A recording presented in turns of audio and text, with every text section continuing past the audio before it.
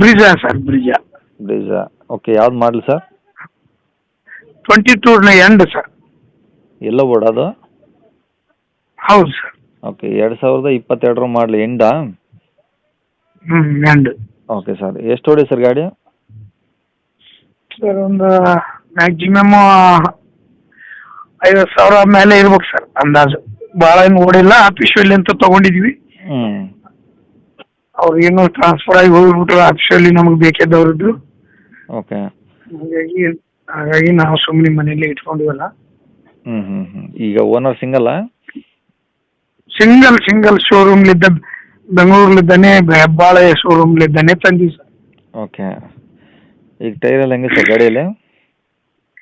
ಟೈರ್ಗೂ 60% ನೋಡಿ sir. Okay. ಇವು documents ಎಲ್ಲ ರನ್ನಿಂಗ್ ಇದಾವ ಎಲ್ಲ? ಹಾಂ, ಇದು ನಮ್ಮಲ್ಲೇ ಇದಾವೆ ಸರ್, ನಿಮ್ಗೆ ಹಾಕಿದ್ದೀವಿ ನೋಡ್ರಿ ಅದರಲ್ಲಿ. ಎಲ್ಲ ರನ್ನಿಂಗ್ ಇದಾವ? ಹಾಂ, ರನ್ನಿಂಗ್ ಅದಾವೆ ಸರ್. ಇದೊಂದು ಇನ್ಸೂರೆನ್ಸ್ ಮುಗಿದಿದೆ. ಹಾಂ, ಅದೇನು ತಗೊಳ್ಳೋರು ಕಟ್ಕೊಡ್ತೀರಾ? ನೋಡೋಣ ಸರ್, ಅದು ಮಾತಾಡಿದ್ಮೇಲೆ ಹೆಂಗಂತ ಅದು ತಗೊಳ್ಳೋರು ಅವ್ರ ಅದು ಆ ಪ್ರಕಾರ ಅವ್ರು ತಗೊಂಡು ಅವ್ರ ಕಡೆ, ಇಲ್ಲ ಅಂದ್ರೆ ನಮ್ಮ ಕಡೆ ಅಂದ್ರೆ ನಾವು ಅದಕ್ಕೆ. ಓಕೆ ಒಟ್ಟಿನಲ್ಲಿ ಸಿ ಕಂಡೀಷನ್ ಕೊಡ್ತೀರಾ ಗಾಡಿ?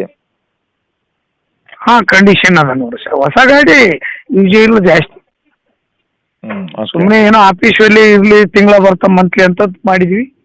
ಅವರು ಒಂದು 8 ತಿಂಗಳ ಓಡಾಡಿಸಿ ನಮ್ಮನ್ನ ಕೈ ಕೊಟ್ಟು ಹೋಗ್ಬಿಟ್ರು ಟ್ರಾನ್ಸ್ಫರ್ ಆಗಿ. ಓಕೆ. ಗಾಡಿ ಮೇಲೆ ಲೋನ್ ಏನಾದ್ರು ಹಾಕ್ಸಿದ್ರಾ ಸರ್? ಲೋನ್ ಇದೆ ಸರ್, ಬ್ಯಾಂಕ್ ಲೋನ್ ಇದೆ. ಏನು ಕ್ಲಿಯರ್ ಮಾಡಿಕೊಡ್ತೀರಾ ಹೆಂಗದು? ಮಾತಾಡ್ತೀವಿ, ಕ್ಲಿಯರ್ ಮಾಡೋಕ್ಕೇನು.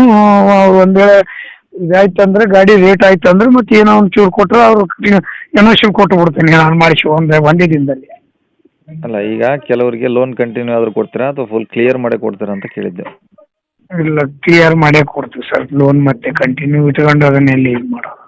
ಓಕೆ. ಈಗ ಗಾಡಿ ಇರೋದೆಲ್ಲಿ ಸರ್ ಇದು? ಇದು ನಮ್ಮ ರಾಯಚೂರು ಜಿಲ್ಲೆಯಲ್ಲಿ ದೇವದುರ್ಗ ತಾಲೂಕು ಅರಕೆರೆ ಅಂತ ಹೇಳಿ ಬರುತ್ತೆ. ಓಕೆ, ರಾಯಚೂರಿಂದ ದೇವದುರ್ಗ ತಾಲೂಕಾ? ಹಾಂ ರೀ. ಓಕೆ, ಏನು ಹೇಳ್ತಾರೆ ಗಾಡಿ ರೇಟು? ಗಾಡಿ ರೇಟು 6.5 ಹೇಳಿದೀವಿ ನೋಡಿ ಸರ್. 6.5 ಲಕ್ಷ? ಹಾಂ. ಓಕೆ, ಕಡಿಮೆ ಆಗುತ್ತಾ? ನೋಡೋಣ ಸರ್, ಮತ್ತೆ ಏನು ಅಷ್ಟೊಂದು ಏನು ನಾವು ಸುಮ್ಮನೆ ಓಡಿಸ್ಬಾರ್ದು ಅಂತಂದು ಅಷ್ಟಕ್ಕೆ ಹೇಳಿದ್ವಿ. ಏನೋ ಹೆಚ್ಚು ಕಡಿಮೆ ಆದ್ರೆ ಮತ್ತೆ ಆಗ್ಬೋದು, ಮತ್ತೆ ಮಾಡ್ಬೋದು. ಅಷ್ಟೇ ಅಂತ ಹಿಡ್ಕೊಂಡ್ರೆ ಆಗಲ್ಲ. ಸರಿ ಸರ್, ಕಾಂಟ್ಯಾಕ್ಟ್ ನಂಬರ್ ಇದೆ ಹಾಕಿರಲಾ? ಹಾಂ ಸರ್, ಹಾಕಿದ್ದೀನಿ ನೋಡಿ ಸರ್. ಸರಿ ಸರ್, ಆಯ್ತು.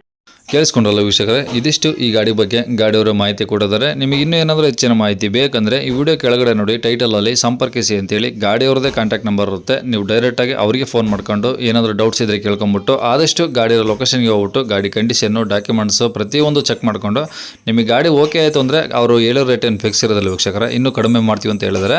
ಹಾಗಾಗಿ ಡೈರೆಕ್ಟಾಗಿ ವಿಸಿಟ್ ಮಾಡಿ ಪ್ರತಿಯೊಂದು ಚೆಕ್ ಮಾಡಿಕೊಂಡು ಗಾಡಿ ತೊಗೊಳ್ಳಿ ಅಂತ ಹೇಳ್ಬೋದು ವೀಕ್ಷಕರೇ.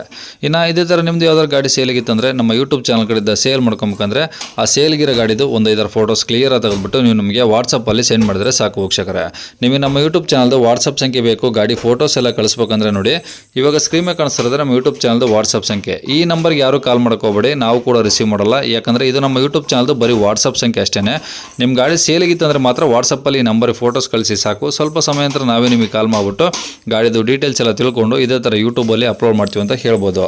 ಇನ್ನು ಕೊನೆಯದಾಗಿ ನೀವು ಇನ್ನೂ ಸಹ ನಮ್ಮ ಚಾನಲ್ನ ಸಬ್ಸ್ಕ್ರೈಬ್ ಮಾಡ್ಕೊಂಡಿಲ್ಲ ಅಂದರೆ ಸಬ್ಸ್ಕ್ರೈಬ್ ಮಾಡ್ಕೊಂಡು ವಿಡಿಯೋ ಇಷ್ಟ ಲೈಕ್ ಕೊಟ್ಟು ಯಾರಾದರೂ ಒಂದು ಎಲ್ಲೋ ಬೋರ್ಡ್ ಬ್ರಿಜಾ ಗಾಡಿ ಹುಡುಕ್ತಾ ಇದ್ರೆ ಅಂತರ ಕೂಡ ವಿಡಿಯೋನ ಶೇರ್ ಮಾಡಿ ಅಂತ ಹೇಳ್ತಾ ಇಲ್ಲಿಗೆ ವಿಡಿಯೋ ಮುಗಿಸ್ತದೆ. Thank you.